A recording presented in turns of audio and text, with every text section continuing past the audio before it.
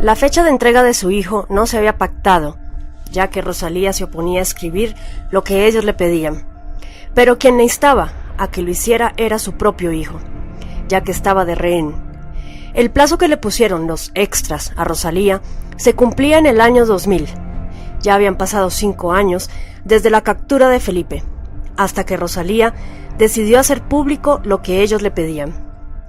Lo que se puede apreciar en Rosalía es que no hay ningún tipo de especulación. Durante esos 5 años, la vida de Rosalía no se detuvo. Debió seguir con su vida normal.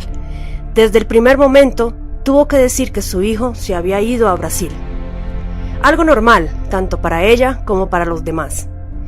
No cambiaba en nada, por la sencilla razón que siempre vivió enclaustrada, desde su niñez, cuando estaba con su abuela en el gallinero, hasta cuando se casó, pasando al enclaustro con otra familia. La gente preguntaba mucho por Felipe, ya que lo apreciaban bastante, principalmente porque tenía cultura general, ya que se había leído 5.000 libros y era prácticamente una enciclopedia andante. Pero antes que pudiera irse a Brasil, se lo llevaron en ese interín. Felipe no perdió el tiempo, ya que se puso en su laboratorio a estudiar la integración científica de la teoría fractal, aplicada al control de los fenómenos físicos. Siempre quedará la duda si descubrió algo o si llegó a introducirse en algún misterio que no debía. Lo que sí es seguro es que envió a Rosalía a verse con una persona que ella no conocía. Le hizo tomar un taxi y le dijo: subís aquí, bajás aquí, vas a la rectoría y pedís hablar con el secretario del rector y le entregás este libro. Decile que lo lea todo, que ya voy a ir a verlo yo y charlamos. Lo que Rosalía pudo observar era que el texto trataba sobre la teoría fractal. En el papel donde le anotó la dirección decía Universidad Católica. El papel lo tiró Rosalía, por lo que ignoró si ese era el nombre de la universidad y el nombre del joven. En una oportunidad, Rosalía ofreció los servicios de su hijo al coronel Zaineldin, militar argentino nacionalista católico, que especialmente se destacó por su desempeño en la Guerra de Malvinas en el año de 1982.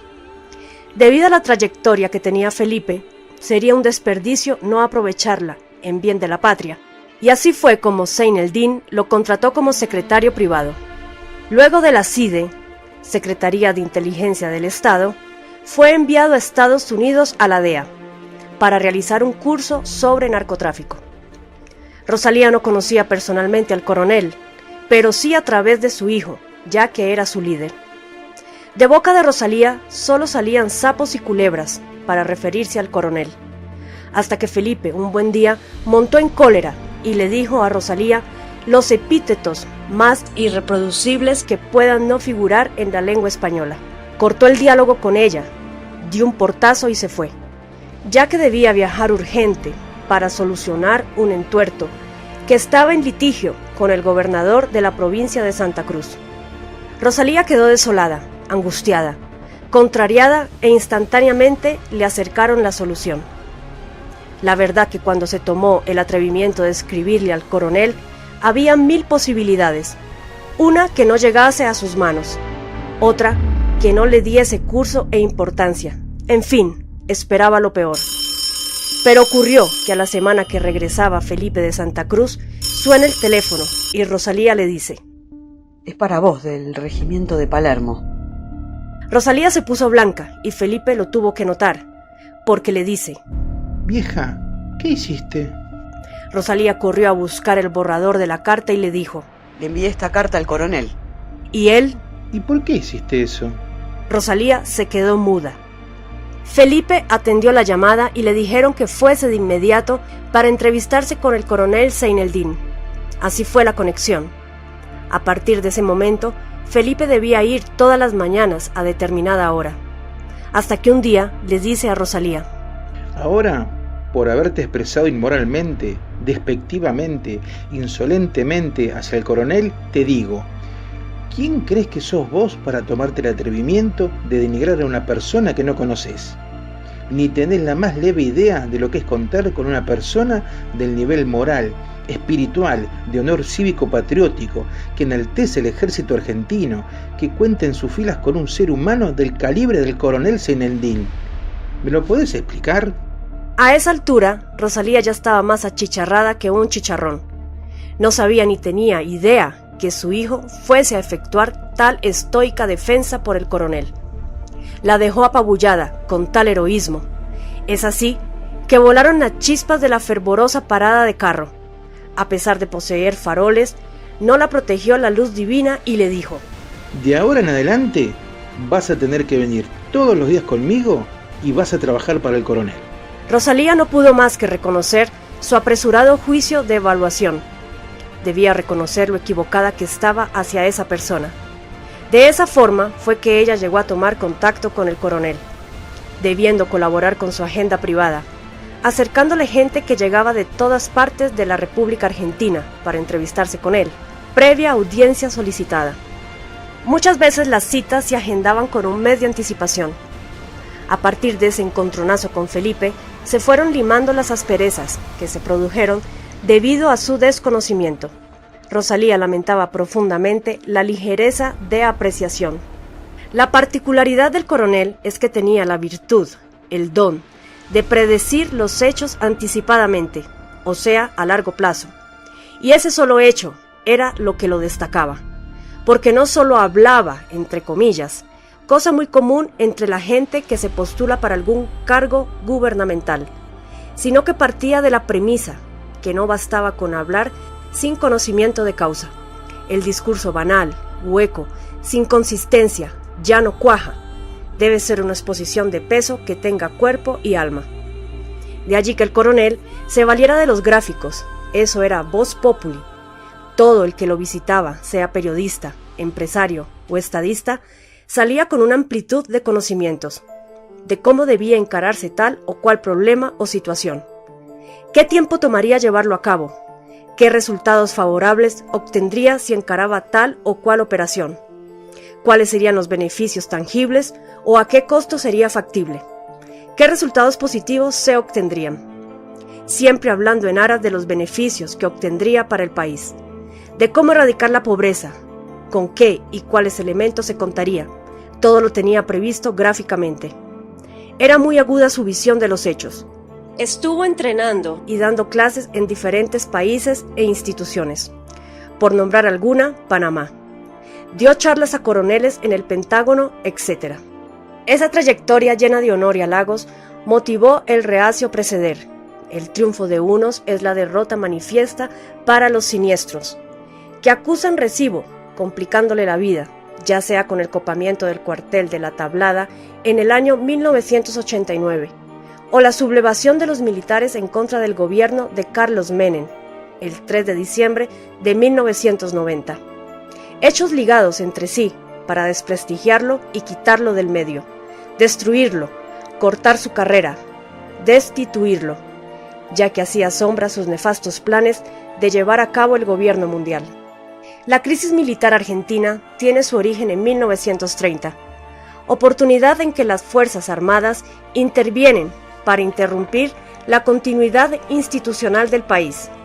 Desde el momento del golpe de Estado, algunos jefes superiores con responsabilidad para conducir se politizaron y en consecuencia produjeron la desprofesionalización de las Fuerzas Armadas. El alejamiento voluntario de sus funciones específicas condicionó las capacidades de la conducción militar para encontrar soluciones, cuando debió afrontar las consecuencias derivadas de los hechos traumáticos recientes, tales como la lucha contra la subversión y la guerra de las Malvinas. Con el restablecimiento de la democracia y ante la incapacidad de esta conducción demostrada en el campo político y en el específico, el gobierno desarrolló un plan que afectó aún más la crisis en las Fuerzas Armadas. El deterioro moral y material de las instituciones armadas alcanzó un nivel sin precedentes en la historia militar de Argentina, limitándola gravemente para el cumplimiento de su misión. Se perdió el sentido de autoridad militar, a veces por los excesos y otras por la carencia de autoridad. Esta cefalía impulsó a los subordinados a tomar iniciativa en los reclamos justos ante el poder civil, situación que afectó la disciplina, el espíritu y la vocación militar. Las propuestas para la reestructuración de las Fuerzas Armadas presentadas ante la institución democrática próxima a asumir la conducción de la nación fueron aprobadas y firmadas por el firme candidato a la presidencia, el doctor Carlos Saúl Menem. Luego y en función de gobierno, el mismo Carlos Saúl Menem ignoró el proyecto aprobado por él. Quienes habían participado en la elaboración de la propuesta intentaron exigir el cumplimiento del compromiso asumido. Como consecuencia, fueron violentamente reprimidos, recluidos en cárceles con delincuentes comunes, arbitraria y arteramente condenados a la pena de reclusión. A partir de esa posición de debilidad, debieron sufrir injustas acusaciones, derivadas de operaciones de inteligencia, entre comillas, elaboradas desde el mismo seno de algunas dependencias del gobierno, atentado a la Embajada de Israel, AMIA, superbandas, etc. El rechazo de la propuesta para reestructurar las Fuerzas Armadas y sostenerlas dentro del marco de su misión específica, con la consiguiente represión y encarcelamiento de sus defensores, corresponde al Plan Internacional para disolver las Fuerzas Armadas en Latinoamérica. Plan concebido desde los centros del poder financiero, que conduce a reducirlas a una mera función de gendarmería, para controlar las posibles manifestaciones sociales contra los planes de ajuste y hambre, planes que solo benefician a los propios proyectos neoliberales. La verdad quedó manifiesta, después de 7 años, a favor de las intenciones de quienes perdieron su libertad por defender las razones de ese pronunciamiento, cuando tomó estado público una declaración del denominado Foro de Generales Retirados de Argentina, en la que denunciaban la crisis en las Fuerzas Armadas y la evidente indefección de la nación. Palabras de los jefes condenados. En una época en que parece que la principal motivación para la acción está en el dinero, o en la ventaja, o en la prebenda personal, donde el afán desmedido de lucro hace dejar de lado los principios éticos y morales, la solidaridad y la caridad, donde la corrupción se enseñorea en los más encumbrados puestos de gobierno, y quienes deberían ser arquetípicos ejemplos se escandalizan cada día con sus actos. Puede ser opinable la consideración de los hechos y sus consecuencias, pero más allá de ello, creemos que es un honor sufrir prisión por haber obrado guiados únicamente por sentimientos de elevado valor social y moral, sacrificando fojas de servicio destacadas, familia y libertad y hasta la vida, preocupados por el bien común antes que el particular. Felipe recibió de la DEA un trato excepcional. Le habían aconsejado, para complementar el curso, hacer otro curso sobre el Mercosur, proceso de integración regional instituido principalmente por Argentina, Brasil, Paraguay y Uruguay. Estaba por comenzar un máster sobre el Mercosur en el Instituto Privado de Comercio, e inmediatamente Felipe se inscribió. Tenía la opción de hacer la teoría en el instituto y la práctica en Brasil. La parte teórica se cumplió, pero la parte práctica no se llevó a cabo, ya que ocurrió el rapto por parte de los extras. La orden de los extras era decir que Felipe estaba en Brasil, pero mantener una mentira como esa no era nada fácil. Peor para Rosalía, que era enemiga de la mentira y de la traición. No faltaban los interrogatorios de la gente, que se mostraba muy interesada por saber el paradero de Felipe, y lo que hacía, si había llamado o no, si escribía o no, etc. Cuando ocurre un secuestro en la familia, hay que negociar por los rehenes, y muchos de los secuestradores lo primero que advierten es no poner en aviso a la policía. Pero en este caso, Rosalía se encontraba sola, no podía negociar con nadie, y tenía que divulgar la mayor información que fuese posible para lograr la liberación de su hijo. ¿Sería una forma de prevenirnos de algo? ¿De una catástrofe? ¿Qué podríamos hacer? Es como querer parar el viento con las manos. Por supuesto, habrán notado que Rosalía comienza este escrito con mucho ánimo y énfasis, y a medida que va narrando los sucesos, se va tornando un poco escéptica. Y habrán comprobado también que Rosalía no menciona lugares o nombres, solo hace referencia a las fechas. Rosalía aclara este punto. Ni mi familia, ni mi hijo, ni yo somos preponderantes o importantes. Solo somos piezas de ajedrez. Aquí lo que es inminente es el mensaje que ellos quieren emitir, el cual será evaluado en su justa dimensión. ¿Qué pasa? ¿Alguien nos quiere invadir? Quisiera que alguien tome conciencia. A pesar de que yo sea una inconsciente, ya expliqué que me quitaron varios sentidos. Uno de ellos es la cordura. No puedo medir las consecuencias que puede acarrear. Algo quieren transmitir y yo no alcanzo a dilucidarlo. Me sigo preguntando. Mi hijo se gestó en el año 1945, o sea, hace 55 años. Me casaron de prepo. Me engendraron un hijo de prepo. Y todo esto calculado matemáticamente para llegar al 2000. ¿Y ahora qué pasa? Debe ser algo muy grande, inimaginable, todo planificado. Me quedo sin mi madre, me quedo viuda y aparecen ellos. Es como si me hubiesen sacado a todos los que me rodeaban para que comience a cumplir la misión, sin obstáculos. Además, cuando les pregunto ¿qué pasa?, solo me dicen es por y para seguridad nacional. Debemos dejar aclarado el tema totalmente, quizás insólito para algunos, poco creíble para otros, y fantástico para el común de la gente. Eso no cuenta para nada. Hay opiniones vertidas, con el enriquecimiento del conocimiento.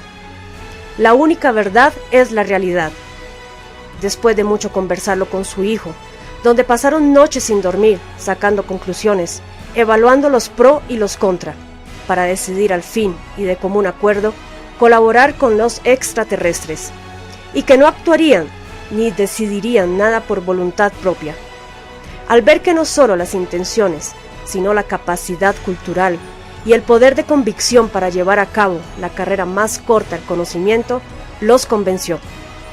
De ahí fue que estuvieron prestos para recibir las sugerencias de los extras sobre el estudio de Felipe, en qué colegios debía ingresar, qué empresa o institución era la conveniente, todo en torno al material que se debía investigar para realizar el libro de su hijo. O sea, todo lo que fue desenvolviéndose desde ese momento fue chequeado por ellos. Esto sí, esto no. Hasta en lo que Rosalía debía trabajar para solventar sus estudios. Aclaramos algo que es sumamente importante y se podría decir que es de seguridad nacional.